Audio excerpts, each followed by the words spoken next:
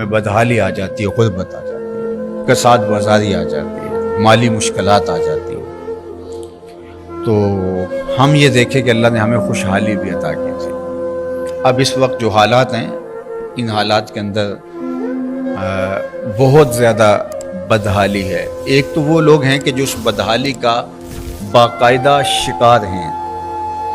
اور ایک وہ ہیں کہ جو متوقع ان پر آنے والی اس حالت سے بہت زیادہ ڈرتے ہیں کہ یہ حالت یہاں تک پہنچ گئی ہے تو آگے یہاں تک بھی آئے گی۔ اور تیسرے وہ لوگ ہیں کہ ظاہر ہے کہ سینے میں حساس دل رکھتے ہیں، تو جب وہ حساس اور دردناک دل رکھیں گے تو اگرچہ وہ خوشحال ہیں، ان کے پاس اثاثہ جات موجود ہیں، وہ لگتا ہے انہیں کہ ظاہراً تو کوئی ایسے اسباب نہیں ہے کہ فاقہ کشی کی نوبت آئے اور میں پانی کی بوند کو بھی ترس جاؤں، اللہ نے مجھے بہت نواز رکھا ہے، تو انہیں اس بات کا تو ڈر نہیں ہے، لیکن اپنے اطراف میں، اپنے چاروں طرف جب یہ بدحالی اور یہ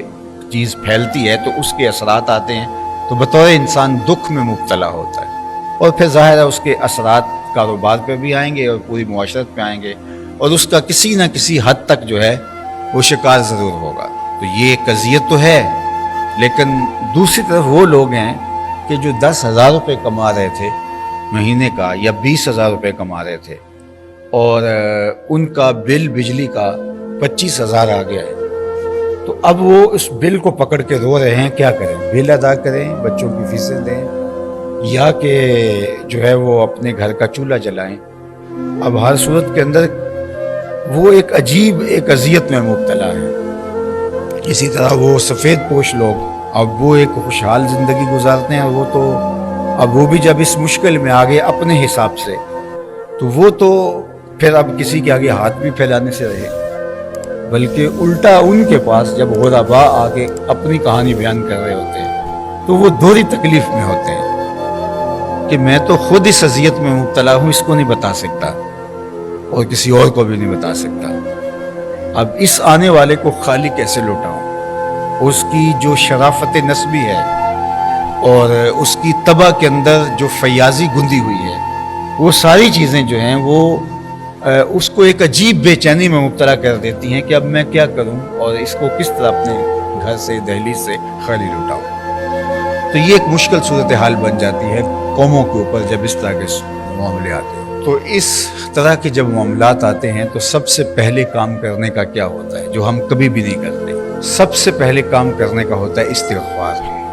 کہ ہم سے کوئی غلطی ضرور ہوئی ہے جس سے اللہ کی ناراضگی ہوئی اور ایسے حالات آئے، اور جو اس حالات کا اس حد تک شکار نہیں ہوئے، انہیں چاروں طرف جلتی ہوئی آگ دکھائی دے رہی ہے اور وہ ان کی دہلیز تک نہیں پہنچی، اگرچہ اس کی حدت پہنچ رہی ہے جو کہ پورے معاشرے میں آگ جل رہی ہے، تو ان کے اوپر جو ہے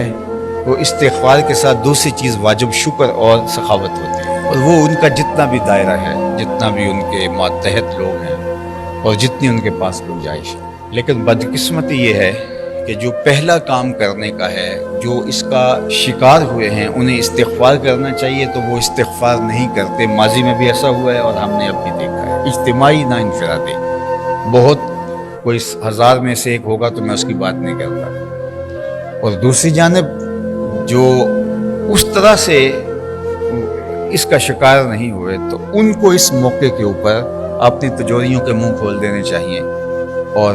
اللہ سے توقع رکھنی چاہیے خیر کے حالات جلد پیدا ہوں۔ اور ہم کیا کہتے ہیں کہ یہی تو موقع ہے کمائی کا کہ لوگ پھنسے ہوئے ہیں، لوگ جب مشکل میں ہوں، لوگوں کے پاس جو ہے، چونکہ اس وقت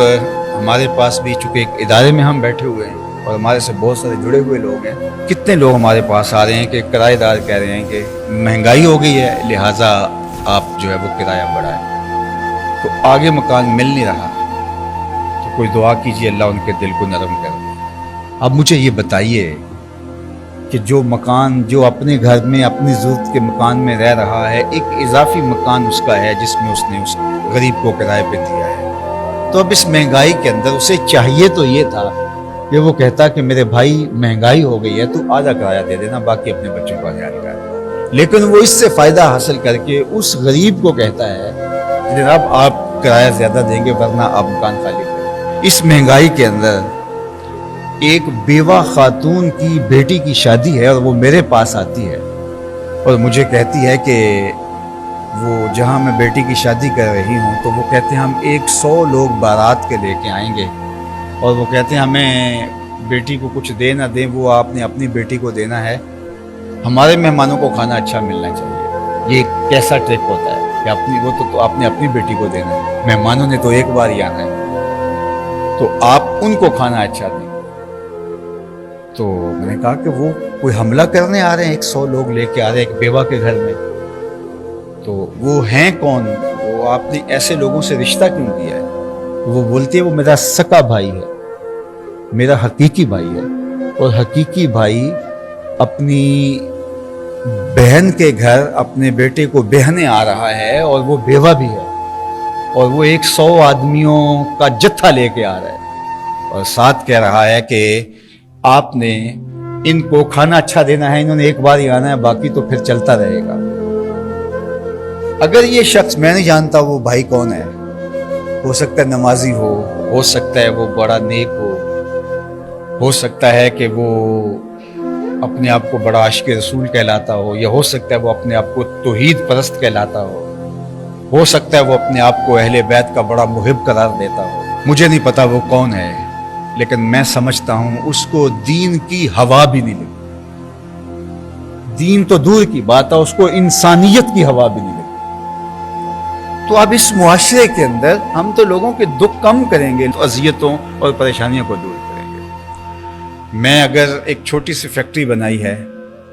آپ نے اس سے بڑی بنائی ہے، اس نے اس سے بڑی بنائی ہے، تو میرے پاس 10 آدمی کام کرتے ہیں، آپ کے پاس 1000 آدمی کام کرتے ہیں، تو واقع جو ذرائع آمدن ہے وہ سکڑ گئے ہیں، لیکن جو اخراجات ہیں وہ بڑھ گئے ہیں۔ میرے ذرائع آمدن میرے سکڑے ہیں، اور جو اذیت میں آئے ہیں وہ میرے یہ دوست ہیں، میرے یہ مزدور ہیں، تو اس موقع پر مجھے ان کی کچھ اضافی مدد کرنی ہوگی۔ اب میرا نفس مجھ کو دلیل کیا دیتا ہے کہ یہ میرا تھوڑا احسان ہے